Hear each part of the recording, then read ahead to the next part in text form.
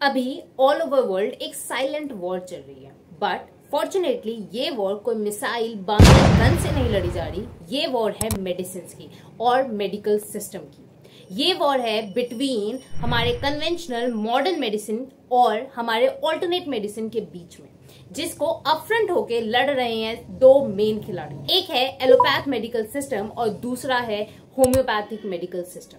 अभी के time allopath के बारे में तो सब जानते हैं, पर क्या है होम्योपैथिक मेडिसिन की सच्चाई? A few years ago, I was a homeopathic doctor. I went to homeopathic college because I could not get into allopathy with my school. ये जो होम्योपैथी वाला जो इलाज है ना, ये बहुत ही understanding is that homeopathy is based on homeopathic medicine is useless. That's according to a major news. Does it work? And what does this? A scientific system of medicine which provides effective treatment for allergic disorders as well. Homeopathy may be the Exactly is homeopathy.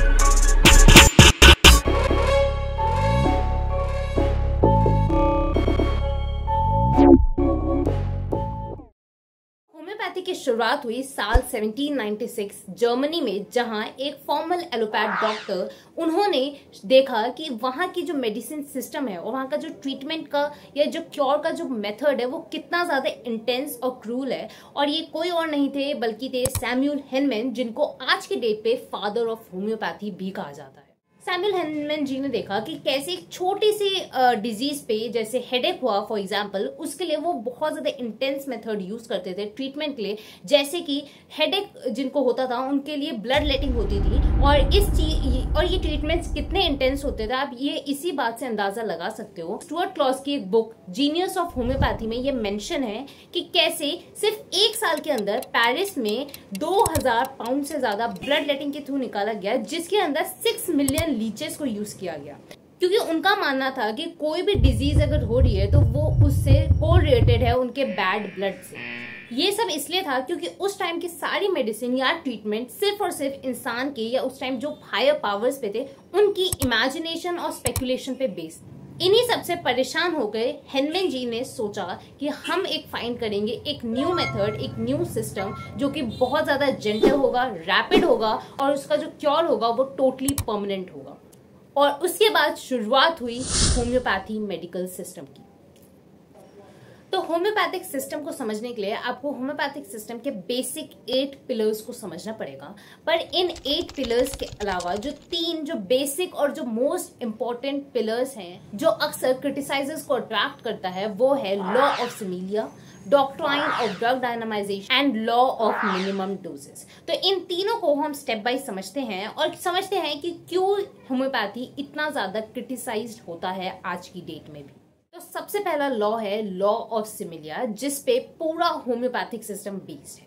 तो ये क्या कहता है? सबसे पहले ये कहता है similia similibus curentur, which means like cures like और let the like be cured by like.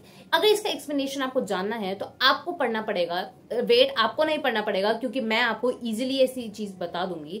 तो ये चीज इजीली एक्सप्लेन्ड है 26th aphorism of organelle of medicine, जो कि एक बुक है जो होम्योपैथिक सिस्टम या होम्योपैथिक फिजिशियंस के लिए लिखी गई है बाय हेनमैन, जिससे हमें इजी गाइडेंस मिल सके कि हम कैसे इस सिस्टम को आगे चला सकते हैं।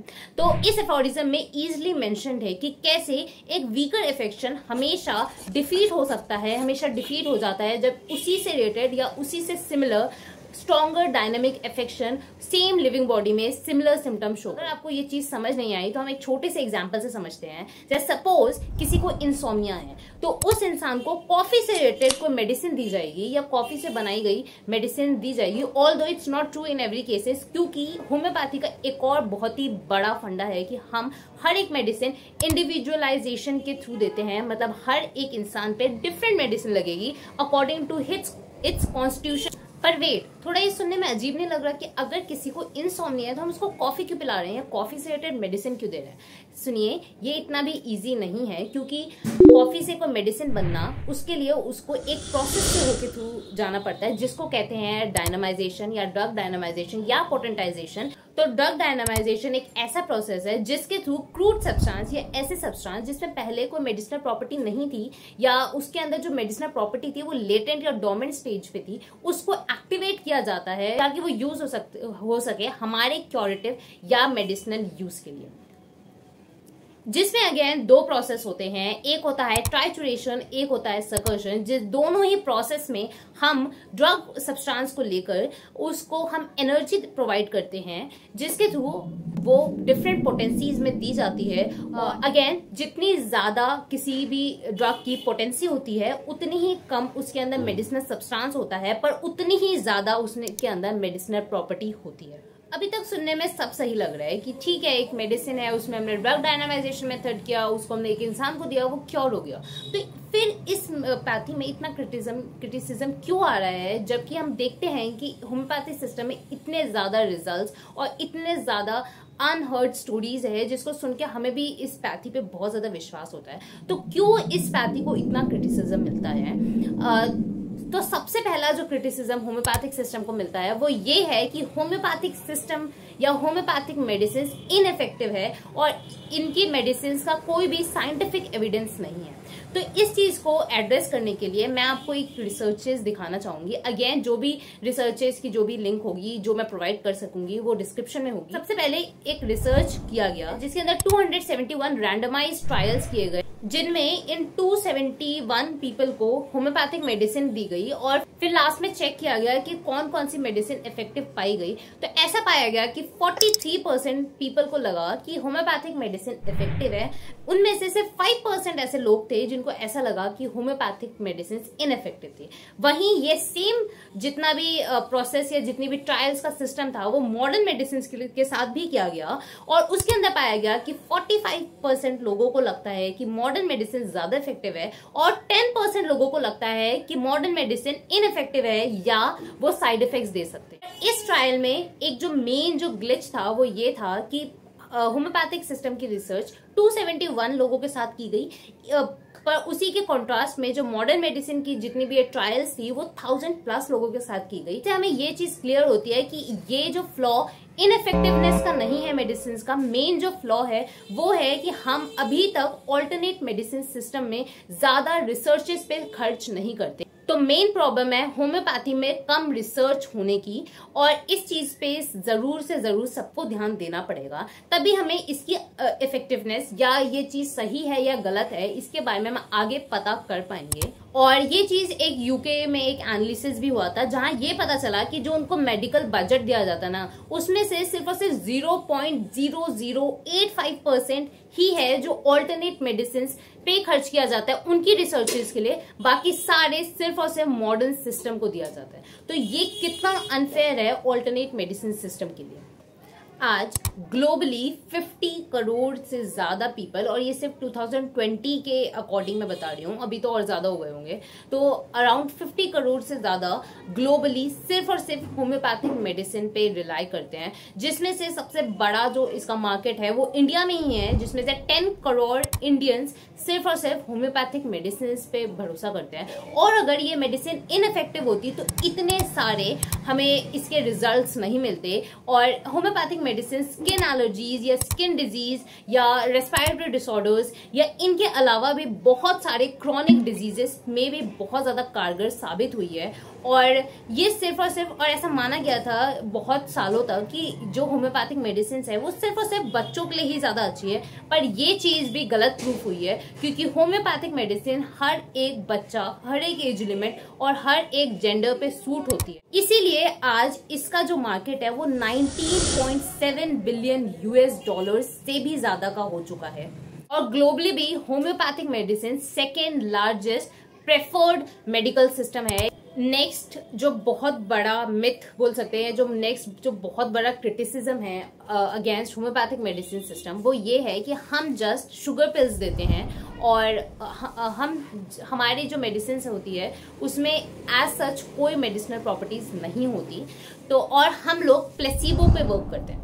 तो first of all placebo effect is a proven science और ये एक साइंस है, ये कोई स्यूडो साइंस का पार्ट नहीं है। अगेन दिस थिंग कि हमारी जो मेडिसिन होती है वो एक शुगर पिल है और सिर्फ इसका कुछ इफेक्ट नहीं होता, ये बहुत ही बड़ा मिथ है, क्योंकि अगर ऐसा होता तो इतने सारे रिजल्ट्स, इतने सारे होम्योपैथिक जो इतने सारे होम्योपैथिक फिजिशियंस है वो अभी तक सर्वाइव नहीं कर पाते। और आप देख सकते हो, हम फैक्ट्स पे ले जाए या हम सिर्फ क्रिटिसिज्म देखते रहे तो हो सकता है कि हम लोग भी थोड़ा सा डिमोटिवेट हो जाए, लेकिन अगर हम उन स्माइल्स को, उन मोटिवेशंस को देखें जो ठीक होने के बाद शेयर करते हैं कि हम लोग ठीक हुए हैं, जैसे आप, तो आप समझ सकते हो कि इस सिस्टम में कितनी ज्यादा होप है और आज भी कितने लोग इस पे कितना ज्यादा ट्रस्ट करते हैं। तो ये वीडियो मैंने किसी भी सिस्टम की बुराई या किसी भी सिस्टम की तरफदारी करने के लिए नहीं बनाया है। ये सिस्टम जस्ट मियर आपको ये बताने के लिए है कि हमें इक्वली हर सिस्टम को देखना चाहिए फर्स्ट ऑफ ऑल, और second thing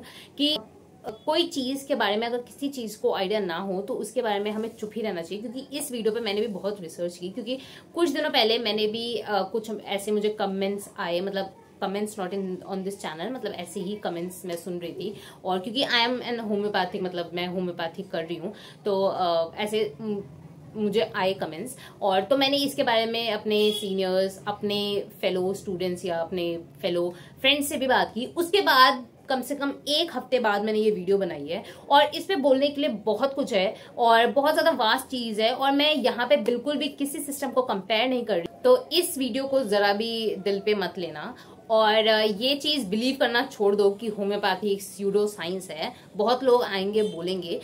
anyway, comment section में खुला रहता है, तो आप अपने व्यूज भी देना कि आप क्या समझते हो, या मैंने वैसे बहुत सारे पॉइंट्स मिस किए हैं होम्योपैथ से रिलेटेड या कन्वेंशनल मेडिसिन से रिलेटेड, तो आप वो मुझे फेमिलियर करवाने के लिए या मुझे नॉलेज देने के लिए कमेंट सेक्शन में लिख सकते हो। मैं सबके कमेंट्स पढ़ती हूँ और मजा, अगर इस पे अच्छा रिस्पॉन्स आया तो इस टाइप की मैं वीडियोस और बनाने का ट्राई करूंगी या सोचूंगी। जब तक के लिए ये छोटी सी वीडियो है, और अगर आपको पसंद आई तो लाइक कर देना, सब्सक्राइब कर देना, शेयर कर देना अपने फ्रेंड्स के साथ जिनको ये नॉलेज होनी चाहिए, और सब्सक्राइब कर लो चैनल को। बस that's it for the video.